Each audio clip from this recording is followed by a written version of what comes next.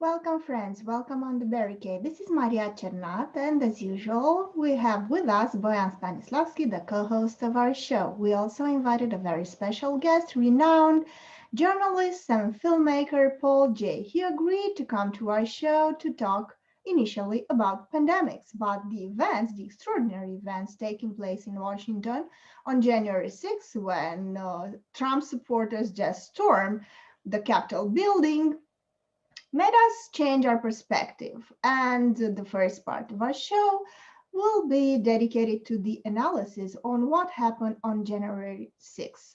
I will kindly ask you, Paul, to give us a historical and broader perspective on the events for us to understand what led to these extraordinary things taking place there.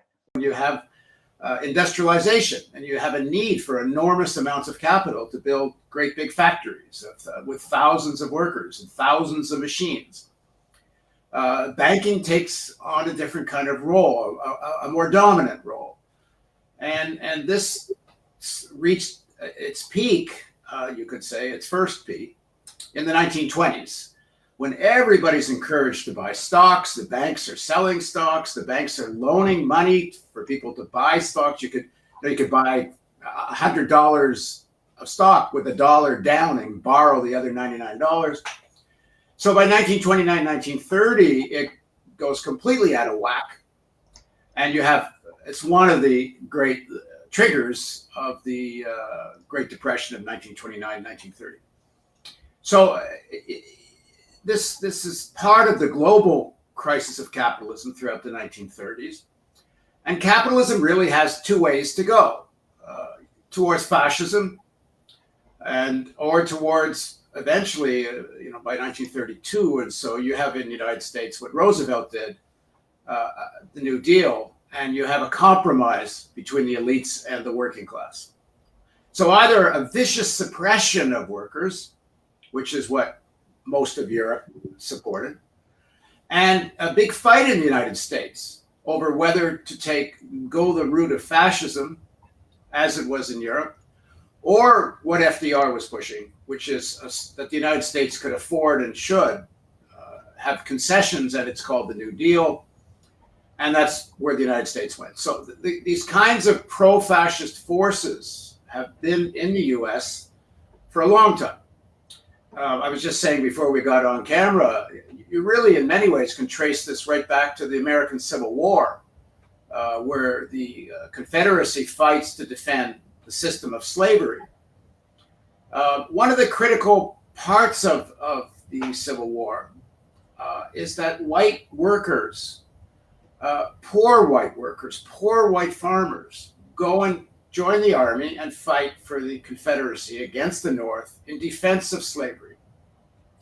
Even though these poor white workers economically benefited very little from slavery, but the ideology of white supremacy was to give these white workers the feeling, well, at least we're not black, at least we're not slaves, which was something not to be a slave. Although in truth, they probably, in terms of their real economic interest, had more in common with the slaves than they did with the slave owners.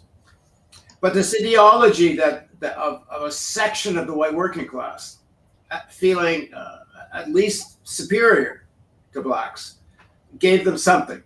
And this continues to this day amongst sections of the working class. Sections, not the whole, but definitely sections. So the New Deal gives concessions to the working class. You have a big employment program that employs almost 9 million people. Later, Social Security develops. You have a lot of very progressive social programs, and so on. After World War II, there's a concerted effort by the leadership of both parties, the Republicans certainly, but also sections of the Democratic Party, to start undoing the New Deal. And as the United States is the supreme power in the world, there's a lot of wealth to go around, and the American elites don't mind sharing some of that wealth with some of the higher levels of the working class. By higher levels, I mean unionized, workers in key sectors like transportation or the auto industry. And so those workers do pretty well. I know when I was a kid, it was if someone had a job in the auto industry, they probably had a cottage. The family probably had 2 cars. The kids of the family were guaranteed to be able to afford to go to university. And that's a whole section of the American working class does really well. Now, the majority were not doing really well. And I'm talking the white working class. Of course, the black working class and Latino workers of color, very few of them shared in this kind of boom after the war. Some did. I mean, it's not like you didn't have any black workers working in the auto industry or some of these other sectors, but it was greatly the minority. But there was enough white workers that did pretty well. And that was the vision of America, this what they call the middle class. I don't know why they call it the middle class, because they don't like using the words working class because it sounds socialist or communist or something. But the working class, a stratum, did really well. So jumping ahead, you start to get in the 1970s, digitization, computerization, the digital revolution between 1970s moving into 1980s. It does something very, very important in my mind. It takes globalization to a whole nother level. So now you can have production in China and other low-wage countries coordinated with the retail sales in the United States in a way that would have been unimaginable before. I mean, you can go to Walmart and buy a tube of toothpaste, and in China or Vietnam, they know instantly, okay, we're going to make another tube of toothpaste. I'm simplifying it, but the global supply chain became such that American workers lost their leverage, and especially that upper stratum. It coincided with the destruction of the steel industry. It got cheaper to move heavy industry to a large extent, not just to China, to Mexico and other places. So it's a very objective development of capitalism. Starts to weaken the power of the working class in relationship to the American elites. And so this globalization, which doesn't just affect the United States, this is happening in Canada, it's happening in Europe. Workers, again, the upper stratum of workers, but enough, start to lose that privileges they were gaining post-World War II. And also the other big factor was the fall of the Soviet Union. The fear of socialism, the fear of the Soviet Union inspiring workers to want socialism, and especially in the days after World War II, was enormous. In the United States, they have McCarthyism. They have the House of Un-American Activities Committee to purge communists, socialists, leftists out of the unions, which was the real target, was the unions. People focus on Hollywood and the Hollywood 10, and yes, they wanted to get the left out of Hollywood, no doubt, because the left was very strong in Hollywood during World War II and after. And in 1946, the United States had more strikes, worker strikes in 1946 than ever in history before or after. Because a lot of soldiers came back from the war and they said, we came to Europe to fight for democracy. Well, now we're home, we want some ourselves. And they started demanding economic rights, including black workers who also fought and said, now we're coming back, you're not going to treat us like slaves anymore. So 1946 was a year of militancy of the American working class.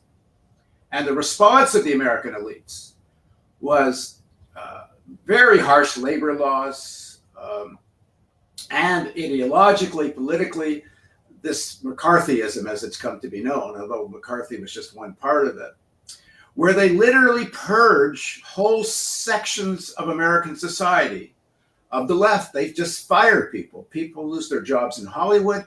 My father worked in a left-wing union, and he was purged in Canada, which was this wasn't going on in Canada as badly as the United States. But the Cold War, this side of the Cold War, which was to crush dissent in the United States. Then the other piece of the Cold War, and you can't separate all this, so I may feel like I'm going all over the place, but it's very connected, which is after World War II, the aerospace industry in the United States that had grown to enormous proportions, and this includes other parts of industry as well. What are they going to do now? The war's over. What's the need for keeping this enormous infrastructure of military production? There was a great need for an existential threat, and that threat is the Soviet Union. I'm doing some work now with Daniel Ellsberg, who's the whistleblower who released the Pentagon Papers, and he actually worked for Rand Corporation as a nuclear war planner. He was planning nuclear war. In fact, he in 1959-60 wrote the nuclear war plan for the United States when he was like 31 years old. And then he started to find out that the threat of the Soviet Union, at least as an external global military threat, I'm not talking domestically here, was a fraud. Kennedy in 1959-60, he runs for president. One of his big planks is the missile gap. The Soviet Union has way more ICBMs than the United States. And this general, Curtis LeMay, who was head of Stratcom, and he's the guy who dropped nuclear bombs on Nagasaki and Hiroshima and firebombed most of Japan during the war. He is still head of Stratcom, and he says that the Soviet Union has 1,000 ICBMs. This is about 1960, when the United States only has 200. And they call it the missile gap. And there has to be this massive increase in nuclear war production, weapons production, and arms, and so on. Anyway, Ellsberg, who works in the Pentagon as an advisor, he finds out that the real number of Soviet ICBMs at that point was four, not 1,000. It was a crop. It was total bullshit. This is part of a narrative, which is that this existential threat of the Soviet Union, and I know when I grew up as a kid, we used to have to hide under our desks for drills because they're going to drop bombs on our heads. And supposedly, if you got under your school desk, that's going to save you. But there was a hysteria, and it served two purposes. One, it justified this massive military expansion. And two, it justified the crushing of the left socialist, communist progressives in North America. So that helps shape much of the upbringing, the thinking of also the American working class. So now you've got this kind of combination: Cold War ideology and the remnants, the hangover of this white supremacy. At least I may be not doing all that well, but at least I'm white. And whatever I do have, these people, these blacks are going to come try to take away from me. And Yeah, of course, sorry, go ahead. that's so sad, because they are playing with this type of getting people down each other's throats. I mean, having the working class fight against Black Latinos and people of color, while the elites, as Cornel West said so nicely, that the elites are doing their game all the way.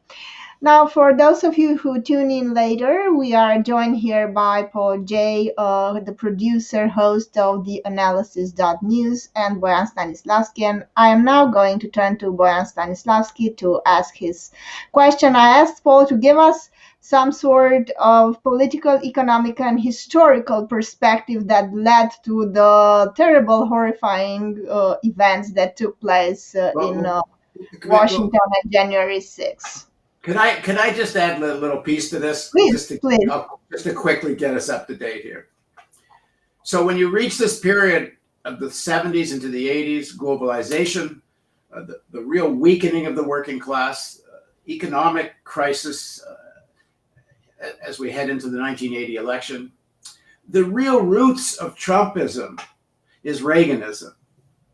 It's the election of President Reagan that brings in all these threads together. It's Reagan that says government's not the solution to the problems, government is the problem. This idea of being anti-government.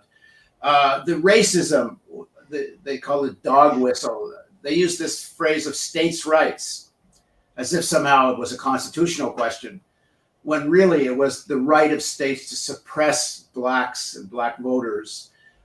So this combination of racism, white supremacy, and a great anti-socialist, anti-left rhetoric, this is all Reagan.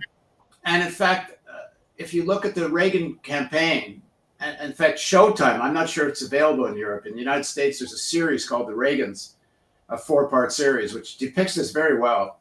The Trump campaign is a straight carbon copy of the Reagan campaign in almost every respect, except instead of this smiling Reagan, you got this angry Trump. But everything else is more or less the same. So that the movement that leads to what happened on January 6th, this kind of crazy, disaffected, you used earlier this term lumpen or white worker movement, its roots are Reaganism, and its roots are the development of capitalism as a very parasitical form of economy where workers are losing the little rights that they had. So, and I can't underestimate the way racism is a thread throughout all of this, and the way people are manipulated. Sorry, go ahead. So I'm going to turn to Boyan to ask his question now. All right, thank you. Well, Paul, I want to say thank you to you as well, because this was a very interesting kind of historical perspective, and I think it's important to to remind people that history doesn't start anew every day, which is what, for example, the mainstream media would like us to think, or the majority of the so-called public opinion, and that there is this, as I said, historical continuum to all of it. To all of those events, pathological as they could be, like on January 6th in Washington. I'd like to add a little bit more of a description. I'd like to ask you for a bit more of a description of the current situation. I mean, not regardless of the historical facts, of course, but I'd like the Eastern European viewer to understand better what actually happened in the United States, because, for us in Eastern Europe, these things, these sort of scenic depictions, of political life, as you experienced that on January 6th, is not something entirely new. It's embarrassing, it's violent, it's dangerous, and it normally brings a lot of bad things. And it has a name. It's called color revolutions. And, the United States government has been instigating that kind of political process, pretty much everywhere around the world, from Ukraine to Venezuela to Hong Kong. So for us, it was like, wow, it was some sort of cognitive dissonance. This was happening all around here, in Eastern Europe, and suddenly we see this this sort of thing happening right there at the center of the at the belly of the beast. I gotta say that for the Eastern Europeans, it was not. We were shocked by that, but we were also shocked by the reaction of the elites, like everybody going, sort of hyperventilating on how democracy in peril, everything's terrible. The Capitol stormed by some Nazis or racists or all kinds of despicable people, and Trump instigating a coup, and I was, the more I listened to that, the more I was like, come on, like, give me a break, democracy in peril. Like, we really have this kind of things all around all the time. Well, maybe not all the time, but on a regular basis. I come from Bulgaria, and this is where, according to at least historical record, that's where the first color revolution happened in 1997. And then there is this historical archive which is full of color revolutions in Eastern Europe, And I want to quote from your kind of commentary analysis that you published on your website, that I read with great interest on the very events on the 6th. And there's one paragraph that is particularly interesting for me, because you say the following. You write the following: the images of the storming of Congress was a manipulated piece of theater that pulled off the real coup that almost everyone wanted. That is the end of Trump. And now my first question is, if this is a provocation, really, then why? I mean, are they completely out of their minds? In a way, this guy is almost out. Why actually strengthening him? Why validating him in the very last moment? All these actions, okay, all this hype about how terrible his followers are, how they are domestic terrorists, how they are violent, how they are a mob, how this is all, so as I said, democracy in peril and all these phrases, right? That, there's going to be so much of martyrdom now, okay, built on this. And then when you add the kind of taking away his Twitter account and other social media accounts, apparently, then, like, of course, I'm not against banning, not necessarily against banning, kind of violent hate speech and stuff like that, although I realize it's disputable in terms of, the social media censorship and all the rest of it. But what I want to say is that, I like Trump the way, I mean, I don't like Trump in general, okay? I don't want to come through as a Trump supporter or something like that. But I like Trump the way he was, in plain sight, on Twitter, on Facebook, so that you can follow actually what's happening with him and around him and all the rest of it. Now, the next Trump that is coming, he's not coming on Twitter. He's not coming from Twitter or Facebook or all these platforms that we're so used to. He's coming from some hidden forums of, conspiratorial theorists that are, not going to be detectable, okay, for anyone in the public opinion.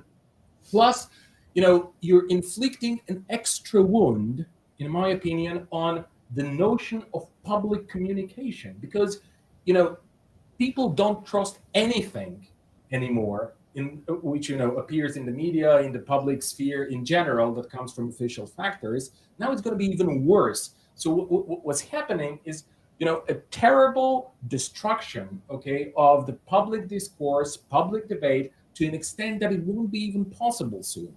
So what do you think? Well, there's two really big questions there. The social media stuff, but the first is what happened. Mm-hmm. So let me try to start with the first. Obviously, we don't know everything, and we're trying to piece together the dots here. It may turn out, and there's certainly some evidence of this, that in the end, what we'll call this is a coup within a coup. It looks like there is evidence that Trump was attempting to get the military to intervene and on his behalf. And that the idea of sending a crowd to the Congress perhaps was meant to trigger a series of events that would justify some kind of martial law with the military playing ball, and with Trump obviously as the commander-in-chief. Sorry, can I just ask one additional question here, just to make it clear? Are you saying that there is evidence, or there are rumors at least, that Trump is conspiring with the military to No. There's evidence that well, here's the evidence. A few days ago, 10 former secretaries of defense sent an extraordinary letter, or published the letter, I guess, in the press, calling on the military not to get involved. Now, that's a public letter. This is not some secret conspiracy. 10 former secretaries of defense from both parties. Now, why send such a letter unless they thought there was something happening? What it seems like then, assuming that Trump reached out to the military, it looks like he was rebuffed that the military did not go along with this. I don't know, there's some individuals at some higher levels of the military that are very pro-Trumpian, that are in fact right-wing evangelicals. The right-wing evangelical organization movement has actually infiltrated not just at the lower levels of the American Armed Forces, but at very senior levels of the American Armed Forces. I've done some stories about this. But it looks pretty clear that Milley, the head of the Joint Chiefs of Staff, was not going to play ball with Trump. And perhaps the majority or all of the senior command were not going to play ball with Trump. So it's not that there's any evidence that there was a conspiracy in the sense that the military was willing to do this. There's some evidence that Trump was trying to get the military to do this. Otherwise, why do 10 secretaries of defense send this letter?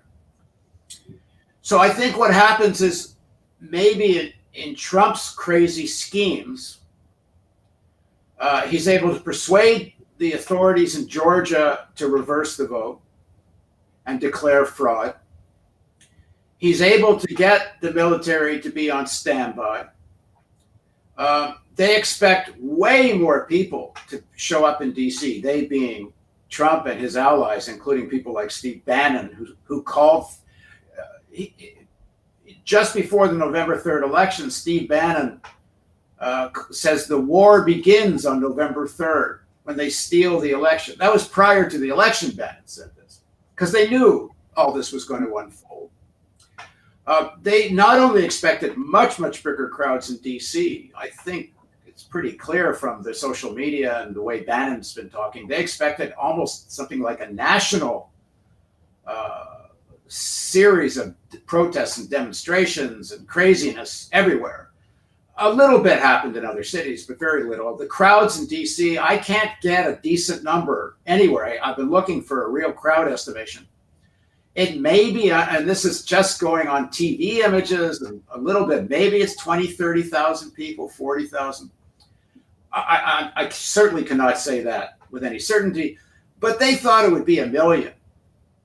So if you imagine if they were able to get the military to play ball, if they got Georgia to undo the results and 1 million people show up and then they storm Congress, maybe that's what Trump had in mind.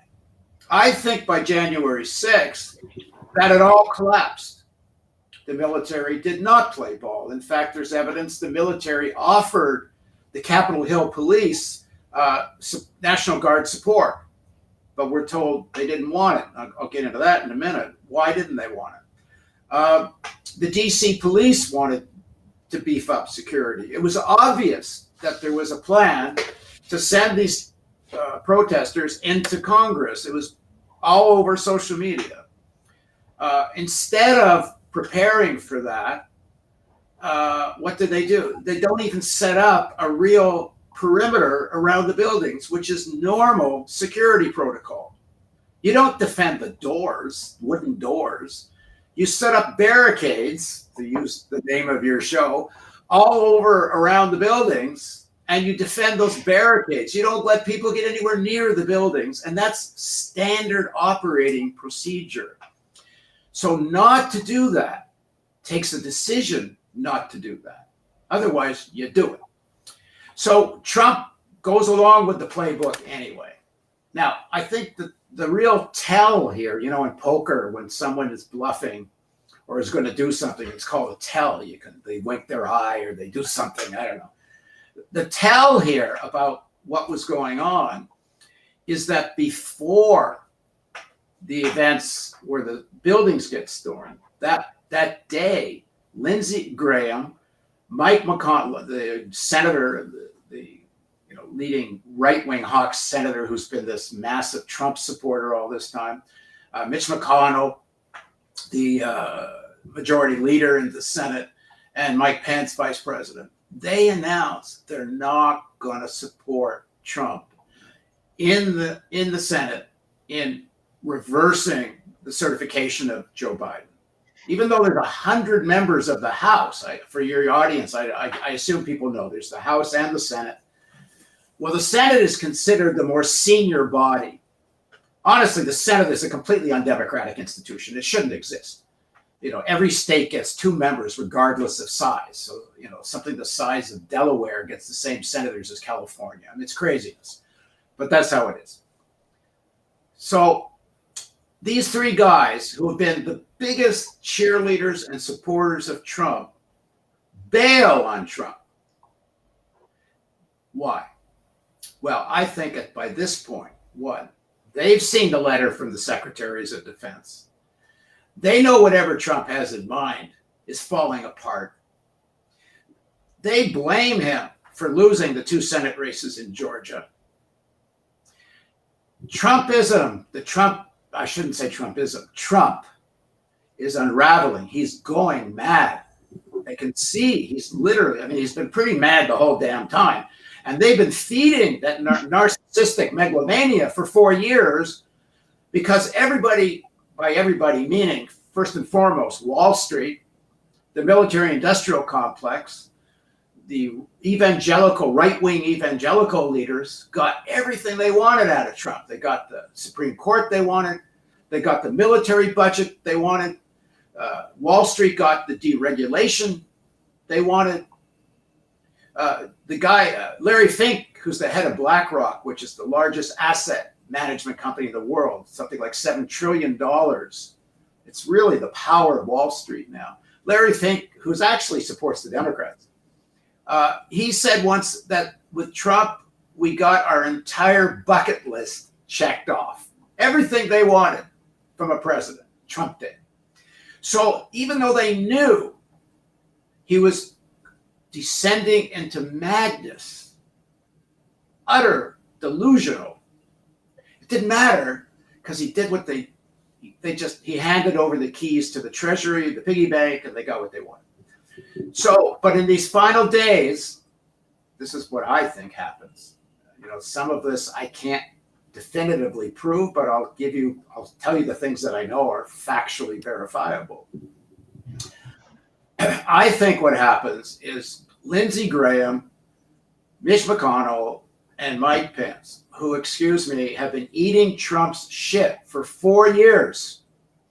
Again, bending over and showing their backsides to Trump for 4 years and hate his guts, but have to keep playing ball because these millions of people that voted for Trump threatens to primary these guys and remove them, throw them from the Republican Party practically. They live in terror of Trump's power. But the morning of January 6th, they see an opportunity to bring the guy down. And that is when they see the crowds are not big enough, when the military is not playing ball. It's time to bring this guy down once and for all. Okay, but I'm sorry, Paul. Again, one additional question, just for our viewers to get, and for myself actually as well, to make sure that I follow and I understand. It's okay. I kind of get the idea that Trump gets totally unhinged, and he's probably getting uncontrollable and mad, as you said. Fine, I get this, but he's on his way out. Okay, the military wouldn't have shown up to help him stay in power illegally. The crowds aren't big enough. Why? I mean, why not let it play itself out? Because if Trump leaves, well, play itself out meaning what? This is the sort of key to understanding this. What do you do when Trump tells all these crowds to go? Now, who is in charge of that decision? Well, you have the Capitol Hill Police, and the chief of the Capitol Hill Police answers to whom? The Sergeant of Arms is the name of the guy of the Senate, who is the guy who is overall in control of security on Capitol Hill, and the chief of police of the Capitol Hill Police answers to the Sergeant of Arms. Right. Now, who appoints the Sergeant of Arms? Who then has the power to fire the Sergeant of Arms? Who does the Sergeant of Arms answer to? The majority leader of the Senate, Mitch McConnell. Mitch McConnell has to be in on the decision of what to do when these crowds are heading to Congress. Do you set up the security perimeter or not? There's no way. I mean, I can't prove the conversation took place, but how is it possible with such a politicized event where the president is telling people to head to Congress? How is it possible that the guy who speaks for the Senate, Mitch McConnell, and the sergeant of arms who commands the chief of police, how is it possible that they don't have a conversation? What are we going to do on January 6th? Do we set up the normal course do we set up the security perimeter, which is the normal thing you do with any kind of protest? And clearly they decided, no, let him in. But why? Why would they do that? Do you think it was because if they can blame the shit show on Trump, which is what they did, if they can blame him with insurrection and sedition and everything else, he loses all power in the Republican Party. If he left the way he was leaving, the election's a fraud, and my people, we protested outside Congress and millions of people support me. And now that I'm leaving, I'm setting up a new television network. And I'm going to make sure every candidate of the Republican Party is picked by me. And you lose. I was saying this even before, a couple of weeks before the election in Georgia. I said on camera, I said, you know what? I'll bet Trump wants these guys to lose in Georgia. Because if the Republicans maintain control of the Senate, who's the star of the right-wing show? Mitch McConnell, majority leader, not Trump, who's out, trying to build some TV network. But if the Democrats control the Senate, if the Democrats control the Senate, then Mitch McConnell's a secondary player. And Trump, everything in Trump's strategy is to make everything about Trump. Okay, then just one last question. Again, clarification question. So now it's clear to me, obviously, but then is it like they wanted to make sure that this sentiment, social sentiment, to an extent massive, obviously, that Trump managed to to orchestrate, around him, around his persona, they wanted to make sure that himself, that is Trump, and this sentiment, which translated itself into this, crowd that they wanted it to go. No. This is why I did this whole history thing off the top. The roots of this, in terms of the modern roots, is Reaganism. This kind of sentiment, this weave of racism and anti-government and so on, this is the bread and butter of the Republican Party. No, they just need a Trump who's not nuts.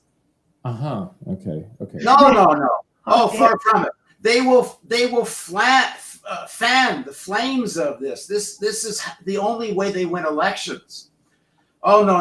I don't think this party's going back to say like a Romney or something. No. I wasn't trying to say that the Republican Party isn't going to be as dangerous as it is. I mean, that wasn't what I had in mind. I was just trying to figure out, why do they necessarily want Trump out? And in a way that, history makes sure that, he has no way back into the party or into the party. Which day are you talking about now? The Republican leadership or the elites?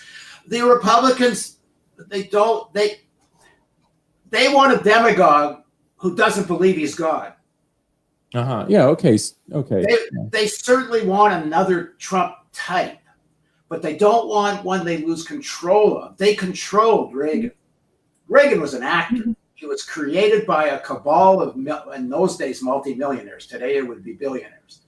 Reagan was a front man who they could pull the strings of. They started losing control over Trump because, and this is an important piece of this, Trump wasn't their choice. He wasn't the guy they wanted. They wanted Bush's brother. They thought they were getting George Bush again in Bush's brother.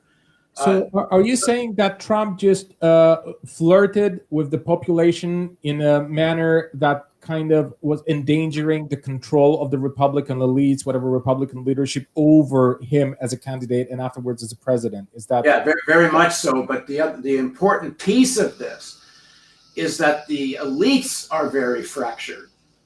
Okay. And because there is now so much wealth in the hands of billionaires, a few billionaires that are far right crazies themselves can bring a president to power. And that's exactly what happened, because when Trump wins the Republican nomination, he's out of money. He's faced immediately with enormous scandal. You remember this audio tape of him talking about grabbing women's crotches, and he was on the way down the toilet. And who rescues him? A guy named Robert Mercer, who's a New York hedge fund guy, who owned Breitbart News, the right-wing website. Who works? Steve Bannon works there. Kellyanne Conway works there. Robert Mercer's approached by, I believe it was Ivanka Trump, and he agrees to help bankroll Trump, but more importantly, to bring his apparatchiks, Bannon and Kellyanne Conway, and the social media expertise of Cambridge Analytica, because who founds Cambridge Analytica? Robert Mercer. Mercer comes in and it helps make Trump president with the help of the money of Sheldon Adelson, this far right-wing Zionist casino owner who is so close to Netanyahu in Israel that they sometimes want to give him a cabinet seat. They had this little cabal of far-right billionaires is able to give Trump the legs to win. Now, the rest of the elites never thought it could happen. To the last minute, they thought Hillary Clinton was going to win that election. They didn't know what Cambridge Analytica and some of the other social media mechanisms that Mercer and his team had worked out. Just to give you another little piece of Mercer, I mean, it's that Robert Mercer, together with a couple of other hedge fund guys, created a thing called Renaissance technology, which is it's what they call quantitative high-speed trading fund. What it means is they've developed algorithms that can predict the most minute shifts in the stock market, either up or down, doesn't matter, and then throw enormous amounts of money at stocks that are going to move a little bit up or go short a little bit down. They went out and hired, I believe the number was 700 of the leading mathematicians and physicists in the world to work on these algorithms. So they had a tremendous strength and ability in data crunching. And they brought that data crunching ability to politics through Cambridge Analytica and I think a couple of others. And they played a role in Brexit in the United Kingdom as well. That's right. They worked how to target on social media individuals' profiles and message them based on their own individual interest, but in the millions and millions and millions of people. So it's this guy. Sorry, go ahead. Well, this is a very important topic that I want us to discuss right now. What was the role of the media in all this? Because I'm appalled and horrified by the fact that we all said, oh, it is so good that now Twitter and Facebook finally decided to close down the account of Trump. While I would say, why don't we think it from another perspective? We should be thinking about Facebook and Twitter being held accountable for letting him do all the damage that he did in the first place.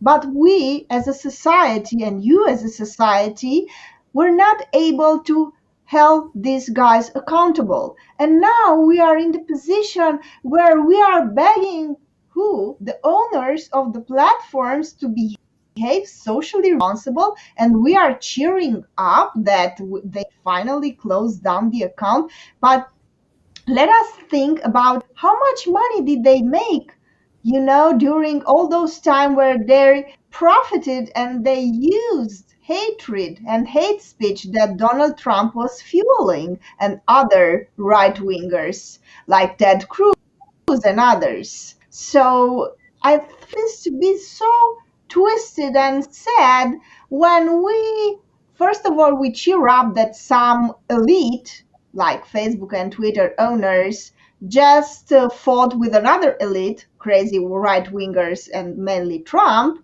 And secondly, that we are not able to hold them accountable for the damage that they did in the first place in creating, because they are partially responsible for creating Trump and using him for gaining a lot of money. Well, it's a complicated problem. But let's just go back to something I was talking about at the beginning. Take a look at who owns Facebook and Twitter and these other platforms, but also the media, because you have to include conventional television, cable television. All of these places that are on the stock market, the primary ownership are these big asset management companies. They're institutionally owned.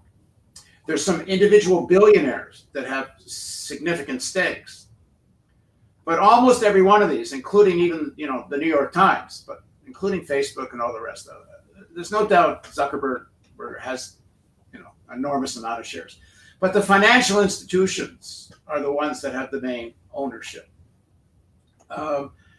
If you want to solve the problem, if you want to jump to what a solution looks like, the serious solution is it needs to be part of a process of democratization, which includes public ownership. Because as long as you have individuals and financial institutions that own these platforms, profit making is the only thing that's going to drive them. And if it's profitable to promote Trump or whoever the next Trump is, they will do it. Now, it's only now when Trump is mortally wounded, now let's keep him off. Although Twitter was starting to do this a little bit before the election, because there's a beef. One of the billionaire hedge fund guys who has a big piece of ownership in Twitter was already having a fight with Trump. You could see it through this guy Tucker Carlson show who went after him. But the bottom line here is, okay, so let's say Facebook's and whatever ban this guy. The billionaires on the right are just going to create a right-wing Facebook or right-wing Twitter. I mean, it's not like these guys aren't going to communicate with each other again. It's a large of it's for show. If you would create serious legal liability that publishers have, like if a newspaper publishes something that is defamatory, they know is defamatory, or they know is a lie, there's a responsibility on behalf of the publisher, and they can be sued. The law is a little murky when it comes to the social media platforms, whether they actually really have any legal responsibility. But the truth is, I don't get a set. What kind of say do I get in this? I think they should be publicly owned. They should be treated like public utilities. There should be, the management should be like elected. It has to be part of a real process of democratization if you're really going to deal with it. Otherwise, it's a weird conundrum. So in the end, do I think they should ban the guy? I don't know that it accomplishes much of anything, banning him, because like I say, they're going to create a new one. It's a bit of a facade. It's hypocritical, as you say. They've been making so much money out of all this crap. Now all of a sudden they make a show out of banning him. It's probably more dangerous that we accept the principle that they can choose what's politically acceptable and what isn't. That's probably the more dangerous piece of this. Obviously, it's already against the law to publish hate speech, or especially in the United States, actually, hate speech is not against the law. It is in Canada. But incitement to violence is against the law. So maybe that could be strengthened. I'm personally not really against laws on hate speech. There was a big debate about it in Canada. It doesn't get used hardly ever, except real hate speech, like outright Nazi kind of rhetoric. Maybe there needs to be something like that in the United States. But if you're asking me, is the principle that private corporations get to decide what's going to be on social media or not, that principle is more important than banning these guys. So yeah, the more dangerous thing here is what's happened to the mainstream media, never mind social media. What's happened to cable TV? There's no journalism left. It's all partisan propaganda, as whether it's pro-Trump or anti-Trump, CNN, MSNBC, they've given up any pretense of doing journalism. And not. I don't know who does go to CNN anymore to actually see the news. Well, where else are you going to go? If you want the ability to have the resources to do relatively, live video news gathering, where else are you going to go? They're the only ones that have the resources, the networks to some extent. And you have to kind of parse it. Like you, in a sense, you have to just stop listening to the commentators almost completely. Or, I watch them because I'm just interested in how the pundits break down, because it tells you something about how the elites are thinking about things. You can't consider it news. But the lack of, even the fact, like this words they're using, insurrection and sedition now. How is that an insurrection? A bunch of people, maybe they found 6 or 7 guns, one van apparently parked nearby that had more guns and a couple of bombs or something, which is probably one crazy guy. How is that an insurrection without some involvement of the military, without some military involvement of the police force? Without a plan and without a viable perspective of actually taking over the building, if not power, right? An insurrection is you're going to take over the government. Just because you take over a government building doesn't mean you're taking over your government. Yeah. There's a group of climate activists took over Nancy Pelosi's office at the beginning of early in 2 years ago or something, and nobody called that an insurrection. It's just being overblown because it serves people's purposes to inflame the importance of what happened, because on many sides, now I've talked about the motivation of the Republican leadership, but obviously the Democratic Party leadership wants to sink Trump and damage the Republican Party and pro-Trumpers in the Republican Party as much as possible. And they have intimidated some of them, like that senator who lost her seat in Georgia, Lofer. I'm terrible with names, I'm sorry. She actually had to back up and not back the decertification, the challenge to the certification in Georgia. She had to back up and not do it because she was so intimidated with this language of sedition and treason and all of this. So everybody's got an angle here to inflame what happened. I'm not saying what happened isn't atrocious. Of course it is. And to have this, gang of odds and ends of people who believe in QAnon and the craziest bloody theories and live in some, delusional world and can be manipulated. And 5 people died. One police officer apparently was beaten badly enough to die. And, it's not like these events weren't serious. And it's not like the people doing it aren't capable of being manipulated and led into doing far worse things. There's this guy named Timothy McVeigh a few years ago that blew up an enormous federal building that killed hundreds of people. This stuff can become really dangerous. I don't want to underestimate that. But what's happening now is it's just being inflamed all to hell, because finally, especially from the leadership of the Republican Party, finally they get their revenge on this guy that's been humiliating them for 4 years. Right. I just wanted to make kind of the same point in a way that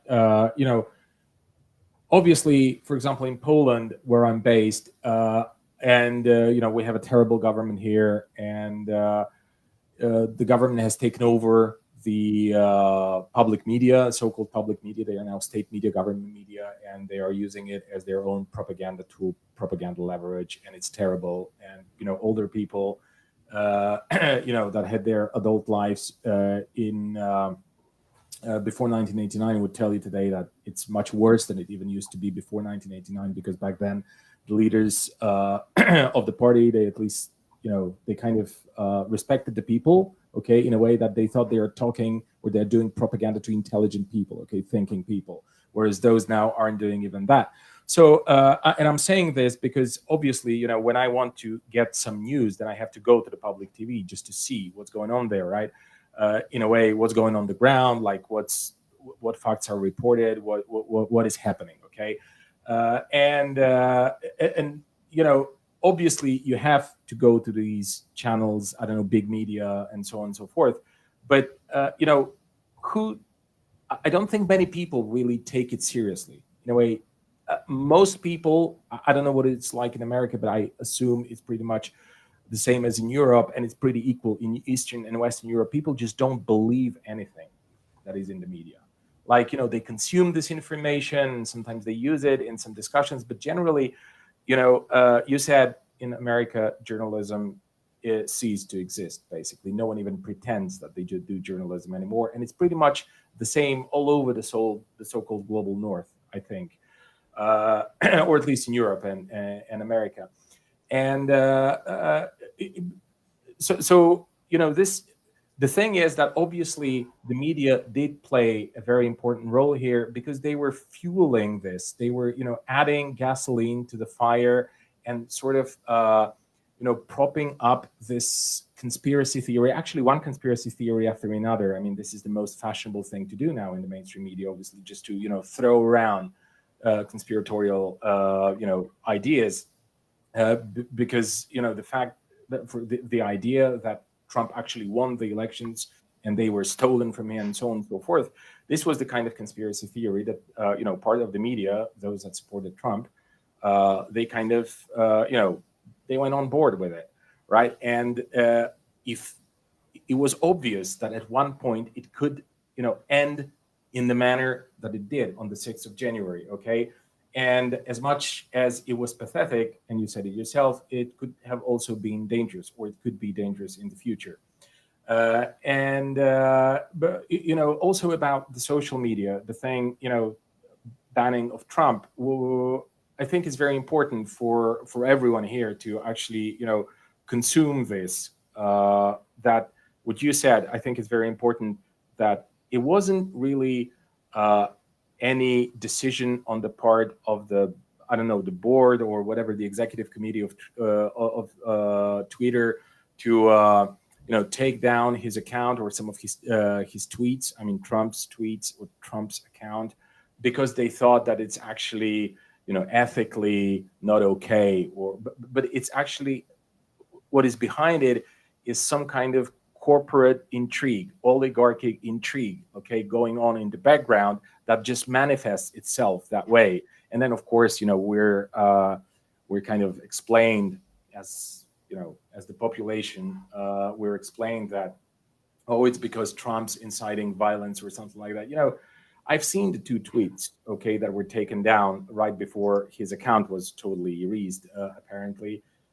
And they weren't anything untypical. They weren't anything. I've seen worse from Trump, okay, on his account in the past 4 or 5 years. So for me, it wasn't anything particularly, how to say this, anything particularly decisive in a way. That wasn't something so bad that it would be something like, oh, now we have to really take it down. But on the and also the other element is that these are private corporations, and here's the president of this of the state. I mean, this is the the highest ranking top bureaucrat. Okay, he's the highest ranking politician in the state, and whether he can communicate via social networks or not, it doesn't depend in any way on anyone, just on some people in that are part of the Twitter team, whatever. So I think this is all very. I agree that it's complicated, but it's also dangerous in a way that on the we have this technological giants, okay, that can take away president's account and without any consequences, really. I mean, nothing can be done about this. And on the other hand, this constant, pushing, aggressive pushing of all kinds of propaganda in a way that the enemy is right here, right behind the corner, and they are very dangerous. And by pointing their finger, they are pointing at the other media that are part of the propaganda machine of the other party. So this is like a kind of conflict that I do not see how it can end up in any other way than further lumpenization of the society, in a way that people fall into, they trust less and less the information that appears, and they trust more and more all kinds of conspiratorial ideas that just appear here and there, because there's nothing to counteract against this process, okay, of rottening of the media. Do you agree with this? Yeah, I do. Let me just add to it. The number one thing you're hearing from the pundits that represent the authorities, the elites, is how are we going to restore people's faith in the electoral process, in democracy, in government, but particularly in democracy and elections. See, there's a very important trade-off that takes place in the United States, and not only the US, but the trade-off is this. Yeah, maybe it's true that in the Soviet Union, they had full employment. Maybe they had health care. Maybe people didn't live that well, but, maybe they didn't face such profound economic insecurity and so on and so on. But we Americans, we get the right to vote. We have free speech. We have freedom to choose. And as long as we have that, I guess you can live with the fact that 1/10 of 1% of the population owns more than, the rest of the 50-60% of the population. The massive concentration of wealth is justified because supposedly it's a democracy. So if people lose faith in the electoral process and lose faith that it's a democracy, maybe they're also going to really start to question who the hell owns stuff and who wields real power.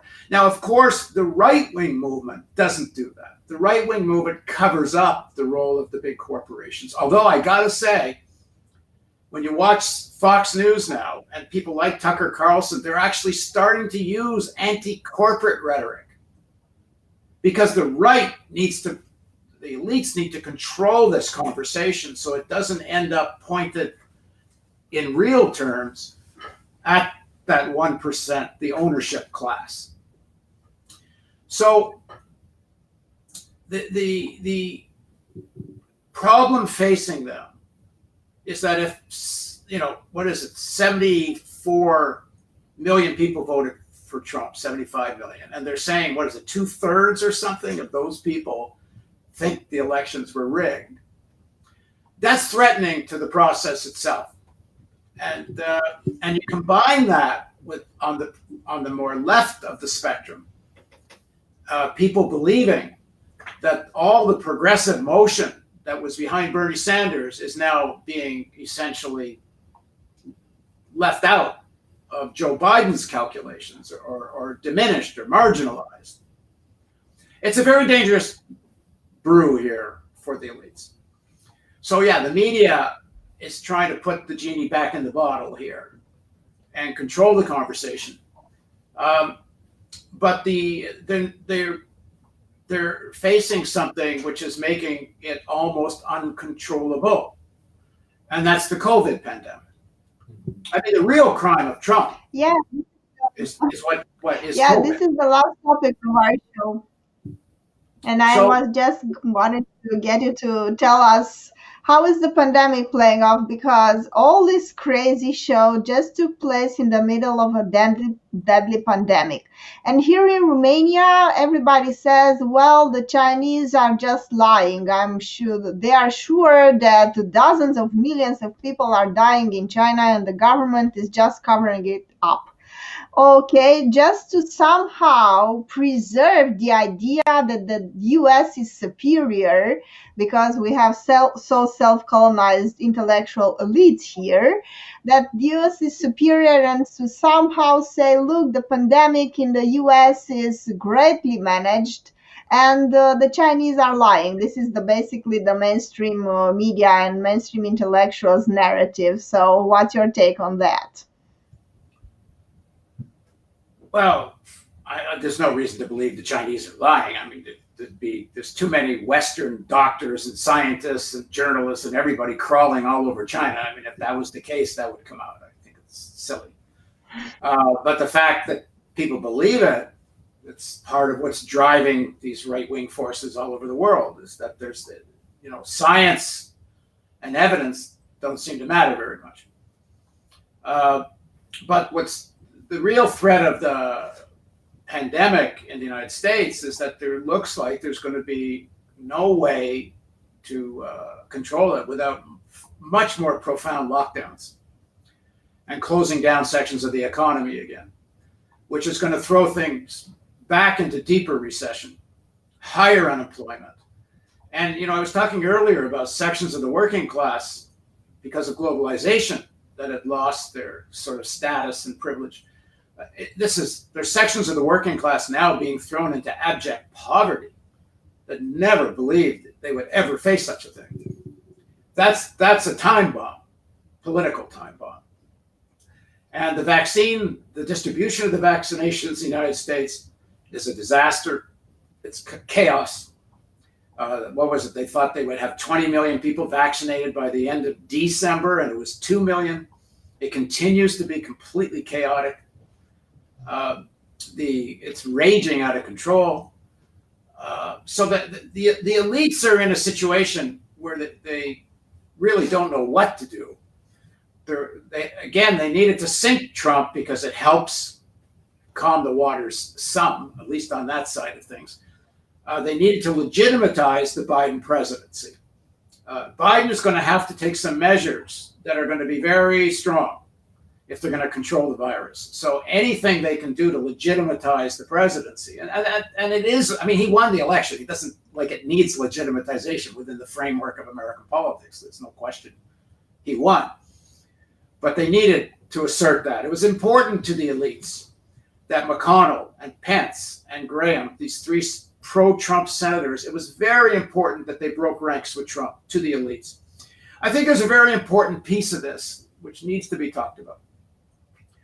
Within hours, practically, of the events on January 6th, the American Manufacturers Association, which is one of the most powerful lobbying groups on behalf of corporate America, called for Pence to use the 25th Amendment to remove Trump as president. Now, this is the same American Manufacturers Association that's been pro-Trump for 4 years. But Trump had outlived his usefulness. The chaos is not good. There's an economist named Mark Blythe. He calls it the investor's paradise. The chaos was threatening the investor's paradise. They needed to calm things down. And in Trump's own narcissistic, megalomaniacal interest, chaos was good. In fact, if you remember when he first got elected, Steve Bannon, who was one of his closest advisors, was openly calling for the destruction of the administrative state. The destruction of the government as we knew it, which included the destruction of the Republican Party. It was their public agenda. But the elites went along with all that because, as I said earlier, they got everything they want on the economic side. But by January 6th, Trump had completely outlived his usefulness. They needed to get rid of him. And the elites wanted the transition to Biden so they could go back to, quote unquote, normal. What's normal? Normal is the process that gave us such gross inequality. Normal is the process of the less 0.1% concentrating so much wealth and power in their hands. Normal is the process that gave birth to Donald Trump, which means in 2024, if Biden goes back to normal, I don't think it's going to be Trump. I think they, in all likelihood, have mortally wounded this guy. But it doesn't matter. They'll find a new, less crazy Trump. So the real issue now comes down to, can the progressive forces, can there be a mass movement? Can there be a people's broad front? Can real pressure be asserted on this new Biden administration to get some kind of reforms, some kind of dealing with inequality, and most importantly, climate? If that doesn't happen, then 2024 ain't looking good.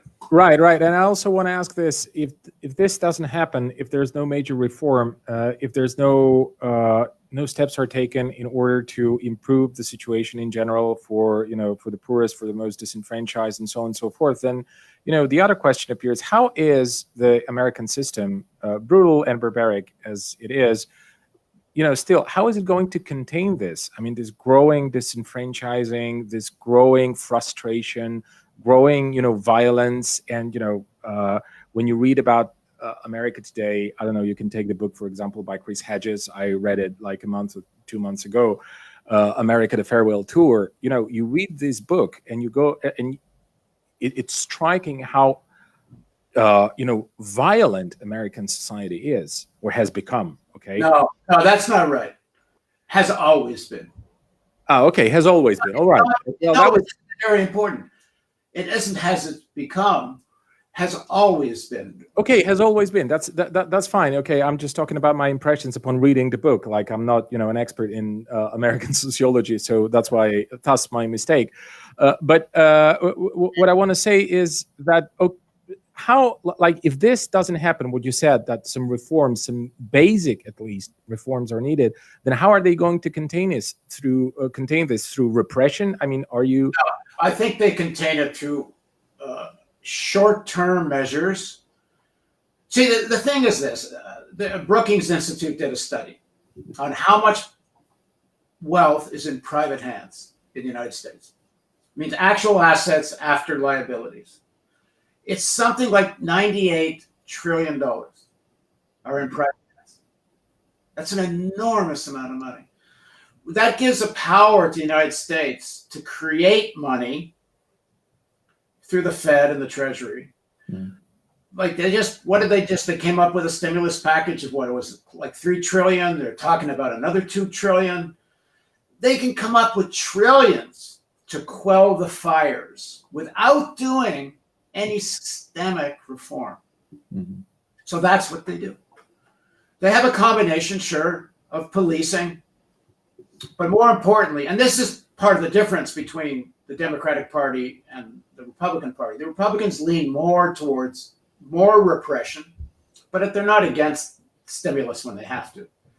And the Democrats would lean more towards stimulus, not no repression by any means, but a little less reliance on repression. So what the most likelihood, especially now that the Democrats control the Senate, more or less. I say more or less because some of the Democratic senators are as right-wing as some of the Republicans. But they will come in with some big stimulus package. $2 trillion, $3 trillion. People will start getting probably $600 a week again. They'll ride out the COVID problem in some way or another. It's almost going to be like a lever. If they start seeing social unrest rising, they'll throw more money at it. They have the capacity to throw a lot of money at the domestic situation if they think it's getting too radicalized. Okay, I get this, but by just throwing money at the problem, you don't normally solve it, or at least don't solve it in a longer perspective. And what I'm trying to say is that my impression is, from the news and the opinions that I read about the state of the American society, is that there is not only poverty and inequality, but there's this bleeding wound. Like, everybody's so frustrated, so aggressive, so Well, violent, okay. And nothing new. It's been that way. It's been that way since the American Civil War. Okay. So it's the same anger that elected Ronald Reagan in 1980. I mean, there's nothing new here except this is the new. Globalization has weakened and to some extent impoverished, lowered the standard of living of sections of the working class. Mm-hmm. Say that's the thing that's new. American workers are weaker and poorer than they used to be, but so far the radicalization that's taking place is more on the right than it is on the left. And I don't know if that starts to change or not, because that's the key to the whole thing. Mm-hmm. But you've got to ask the question, is global capitalism sustainable? Well, maybe not in the long run, but boy, ain't going away tomorrow. And global capitalism depends on American capitalism. You know, all this talk about losing faith in the US dollar, except every time there's a crisis, what does everyone in the world do? They buy US dollars. Mm-hmm. China has, you know, how many trillion US dollars? I mean, global capitalism cannot afford to have such an American decline. The entire global military industrial complex, including, may I add, the military industrial complex of Russia and China, mm-hmm. need the American military industrial complex to help fuel militarization. And the Russian military industrial complex isn't going to be able to get their cut of the budget if the Americans aren't big. Do you know, I think it's 5 of the 15 largest manufacturers of arms in the world now are Chinese. There's so much money being made out of arms manufacturing. Like, global capitalism can't let American capitalism fall. And I got to tell you, I don't think it's anywhere near falling anyway. And these wounds people talk about, Gore Vidal had this phrase called the United States of amnesia. There's nothing new. It's just a little more, we're in a very intense period right now. Mm-hmm. But these wounds, it's all, honestly, it all comes back down to the economics of the situation. Is going to be, if there is a return in any way to the measures of austerity in the United States, while this pandemic/depression continues, then watch out. And the problem is, I don't know if the watch out is going to be on the right or the left or both. But some kind of spontaneous rise in a real mass movement, I think will come. But as I say, they've got a lot of money to throw at this, so we'll see. Right. And so the very last question here, because you mentioned the question of the left and whether some populist left-wing movement is possible, its rise in the foreseeable future, then, okay, I think this prediction that you made sounds very rational in a way that, of course, like sooner or later, it might just happen because of, the popularity of austerity measures and, kind of the repression that they could use against the people, and that there could be urban unrest, that there could be social unrest, that there could be some perhaps movement. But then, do you see any factors on the American left? And I'm not talking about the Democratic Party. I'm talking about, left, social democratic at least, or I don't know, socialist, communist, whatever. Are there any factors, serious, viable factors that are prepared to intervene, okay, in a situation like this, where a spontaneous movement of protest against the, barbarity of American capitalism starts? Is this what gives you hope? Well, not my hope. Okay. What I mean by that is protest is not enough.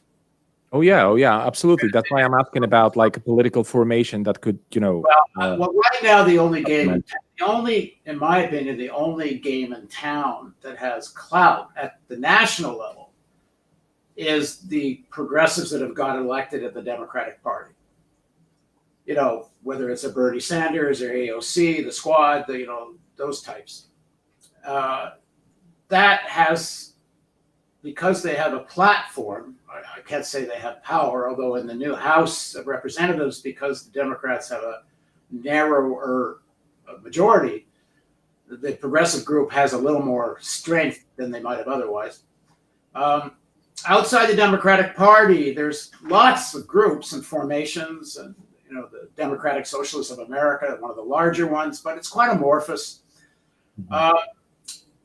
From what I understand, and I'm not an expert in this, but from what I get, on a state level, city level, really not even regional, maybe a little bit, you have lots of organizing taking place.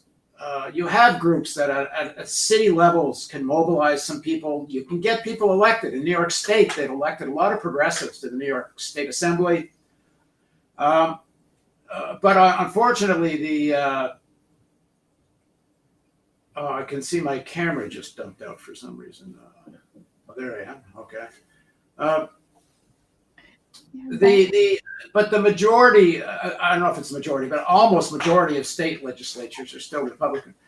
Anyway, the answer is there's a crying need for a really organized national body that can help develop a broad front of people, organizations that fights for democracy, for action on climate, for against fascism. But it's still very disparate.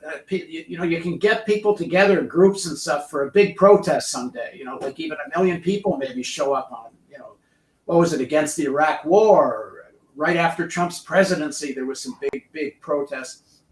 But they're not sustained. And this division between activists electorally and activists that are, kind of don't see electoral politics as very viable.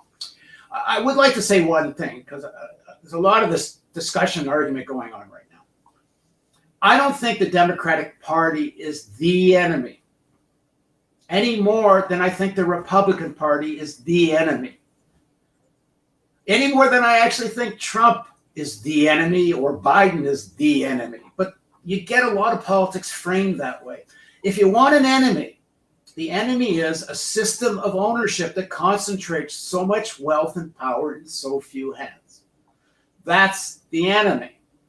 And the political parties that front for them are part of the problem. But the more you can infiltrate them, particularly the Democratic Party, because it's more possible right now, the more you can get some kind of progressive clout in there. Because at the national level, a third party just can't get traction. It's just structural. There is possibilities for third parties at state levels and certainly at city levels. At the national level, it's practically impossible. But my opinion is we need a broad front that can support any candidate if deemed worthy, may run its own candidates at certain times. But to do that, I'm a dual citizen, so I can say we Canada and we United States. We need to overcome sectarianism and the competition on the left. Yeah. There's got to be a way to disagree about tactics. Oh, yes. Calling each other names without saying, "Oh, you're a sellout because you don't agree with such and such tactic." That's right. That's right. I totally agree with you. This is something. Some people are calling AOC, Alexandria Ocasio-Cortez of the Squad. They're calling them sellouts. You can disagree on a tactic in Congress without being a sellout. And when you're in Congress, dealing with the real meat of how to operate in that environment. Honestly, I don't know what the right tactic is. I've never had to do it. But I have no problem with people advocating a certain tactic. Maybe they're right. But stop the name calling. Stop calling individuals and demeaning them and making yourself out to be the most revolutionary person on the planet. You can't build unity that way. And I'm not saying unity at any price. Yeah, of course. I mean, if you're not going to have unity with people who don't want to have effective climate policy. Let me take that back. On certain issues, you might. Because you might find that if this next administration wants to start something aggressive, I don't know, with Iran or something else, it looks like they're going to be rational on Iran. You could find on a specific issue of war and peace, libertarians who don't even believe humans cause climate change, you might be able to get together with them on a specific thing about opposing a war or something. Yeah, on a solution, right? Not necessarily on a problem, but on a solution. Yeah. Yeah, but generally speaking, I'm not saying unity at any price. There are going to be arguments, about what's the right way to go and this and that.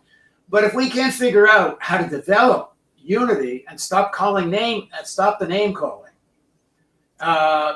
then we're doomed. Honestly. Yeah, you're totally right, and this is a topic for an entire conversation or a series of conversations. Okay, about the kind of let's say political culture problem that we have on the left, and obviously it's present in America because I kind of recognize pretty much every symptom that you described. Is also part of my observations here in Eastern and Western Europe and so on and so forth. Anyway, thanks a lot for this very exhaustive conversation, all the information and all your comments. I think it was really fantastic, and I see many comments. Okay, we're not able to tackle them. I'm talking about the social media, our social media appearance. And Maria, back to you. Well, thank you very much. I also want a quick answer to Teodorescu Valeria, who said that Facebook is going to be owned by the state and then it's going to turn into some sort of authoritarian channel. But I think it should be owned by the public. And we had here in Romania that a specific tax that was designed to finance the public media channel, the Romanian National Television. So we had that. Then the government changed the way it is financed. So we have pretty good ways of doing that, like the BBC is publicly owned, so it's not like we are inventing the wheel here. It's something that is pretty common and pretty successful. And apart from that, of course, a lot of comments, we are not able to take them now. If Paul has something to say, maybe he wanted to say something that was important and we did not ask that specific question. If you have something to add. Oh, that's very dangerous. I always have something to add. You're going to want to shut me up.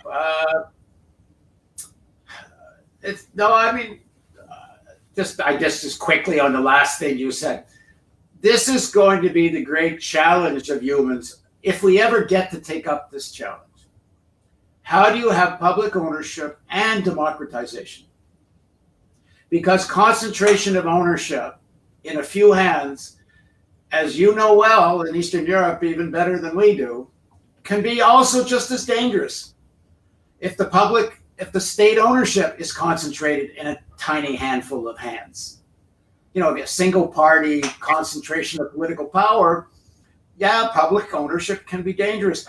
So we need public ownership with real democratization. And if I have anything to add, it's this.